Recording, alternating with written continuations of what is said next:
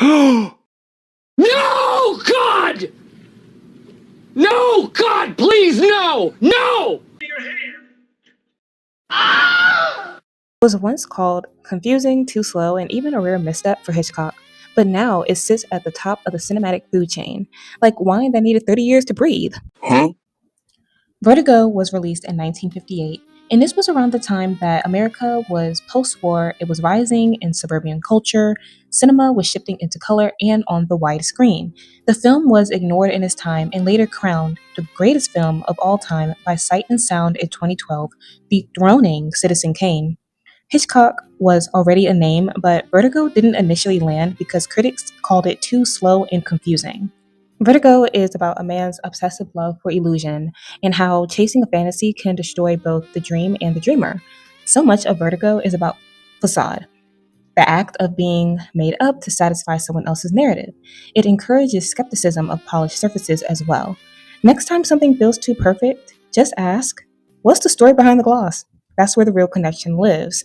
And honestly, I do think it stems from him being a detective, but we'll get more into that into the episode. We start the movie off with a foot chase. Scottie trips and he almost falls off a ledge. His partner looks behind him to see Scottie, hanging by his hands as he lets the criminal get away. Ready to help his partner, he gets down to lend Scottie a hand, but he ends up falling to his death. Excuse me? Oh my goodness, with the roof being so high up and seeing his partner literally below him as he's hanging off the ledge, Scottie ends up developing a fear of heights and vertigo. Now let's get into Midge and Scottie. So it took me a while to understand the importance of Midge's role in the whole movie, honestly. I kind of liked her, and then I also kind of didn't. But in this scene, this is where they discuss their friendship. They've known each other for a while, I'm guessing since college, and he ended up proposing to her, but she said no, despite the fact that Midge and Scottie were once engaged. The depicted, ooh, the depiction of Midge in Vertigo is hardly anything of a potential love interest.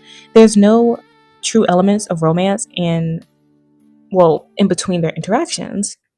This man is Gavin Elster, who is a very old friend of Scottie. Um, they know each other, knew that Scottie is a retired detective after what had happened to his partner, seeing him, tragically, and is very eager to set him up with a quote unquote fresh new case because his wife is crazy. Well, in his words, possessed by the dead. Ooh, I love that. That makes me tingle. Gavin was married to a woman named Madeline, who he claims to be crazy and wants Scottie to tail his wife, basically giving him a fresh new case for his mind, be a detective one last time, follow my wife to see what the heck she's doing out here in these streets. So Scottie's like, no, I don't want to. I don't want to be rude, but no. And Gavin basically invites Scottie out to a restaurant named Ernie's just to see what his wife looks like. When we first see Madeline, she's wearing this beautiful black gown with an emerald shawl and is beautiful and silky. And instantly, right here, you start seeing Johnny O's obsession and delusion. So Scottie takes on the case of investigating Madeline for his friend. And as he's following her around, he starts to dig himself into this rabbit hole, trying to figure out who Carlotta Valdez is. And sometimes I wonder if Carlotta Valdez is a true story. But it does seem silly. I know the name because of Carmen Sandiego. If you know, you know. Now, why was Scottie upset about this freaking painting? This painting was honestly so hilarious. This entire scene made me laugh because Midge is freaking delusional. And honestly, this cheeky self-portrait, it wasn't really a gag. It was a jab. Even though it made me laugh, it really mocked Scottie's obsession with Madeline. Even though the painting is of Carlotta, it's really all about Scottie's obsession with Madeline and trying to figure her out and trying to solve this mystery about her and why she's possessed. So basically, it's really cold. She's really just jealous. jealous of the fact that she can't have Scottie anymore. Scottie is to someone else. Scottie is not around instead of focusing on conversation and spending time with her. Now let's get into the meat and potatoes of the film. Madeline ends up getting deleted, and even though her death is declared a suicide, Scottie kind of takes the fall for it, and the husband doesn't really fault Scottie, and Scottie ends up becoming very depressed and is put into the word for it starts with an S. A name you all know. It starts with an S. And it turns out that the husband hired a woman to play Madeline, his actual wife, so that he could unalive her to basically take all the family riches away and move to another country. After witnessing Madeline's death, Johnny O was in shock for over a year. I wonder if he blamed himself because he couldn't save Madeline due to his vertigo. I also believe a lot of his obsession stems from him wanting to solve the mystery behind Madeline and why she was the way she was. He couldn't deal with it going unsolved. In my humble opinion, this is all opinions, this is all feelings, I believe Scottie just viewed Madeline as a case to solve, and that's why he became so obsessed. His mind is he's a former detective. That's how his mind works. So I understand why he was so distraught, and to see him distraught kind of made me laugh. But he was distraught because Madeline dying like that basically was a cold case. He couldn't figure it out. He was still trying to understand why she was possessed. Where is it coming from? Still trying to figure out and put the pieces together. He was infatuated with Madeline, but he was also infatuated with the process of trying to solve this quote unquote possessive entity that took over this human being.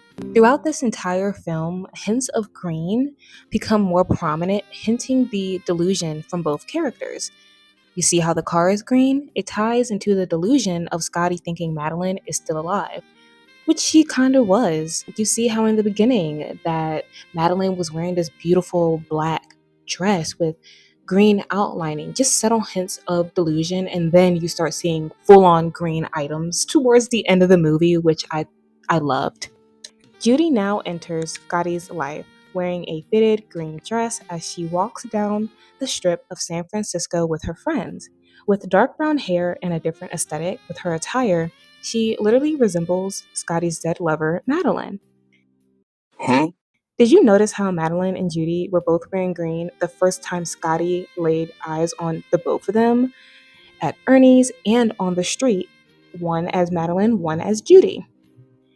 Now, this is when I started to get a little upset at this point in the film. Allowing a stranger in the hotel room, any freaking room, is not a good idea. It was as if she opened the door to allow him to let him have his way with her from this point on throughout the rest of the movie. Also, why stay in the same town after being in on a murder and keeping the dress suit of the woman you were hired to act as? Child. Basically unalive. I know she wanted to see Scottie again because she loved him, but my goodness, you stayed and he ended up never loving you, only the idea of you. Judy's delusion began in this scene, believing that she could be with him as Judy and not as Madeline.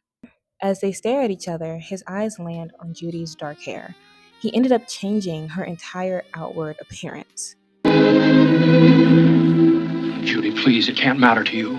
Oh! Sir, yes, it does. You're literally changing everything about her outward appearance without knowing her or liking the woman Judy is. Judy is increasingly uncomfortable, and it's very obvious that she is with Scottie's demands, but folds to them in hope that he will eventually love her for who she really is. The green begins again at the hotel as he waits for Judy to come back from the salon. It hints at the delusion of him getting to see Madeline again. It is so freaking weird. Scott just just creeps me out. Like, he's so messy and so creepy. Maybe, maybe it's, maybe, anyway, each time the green appears, both of their thoughts get very intrusive. The green on the door as she puts her hair up. The green highlights the hotel room as soon as Judy walks out. She comes out like a ghost from the Christmas past. Green fog surrounding her as Scottie stares. Time out! What have we here? Matching uniforms? Oh no. Elastigirl? You married Elastigirl? And got busy! Looks like I've hit the jackpot! Oh, this is just too good! This wasn't love, this was projection for Scottie's ideal woman. And this scene is not romantic, it is horrifying. The green fog, the neon sign glowing like a ghost coming back to haunt the living. It's really Hitchcock saying, y'all still rooting for this man.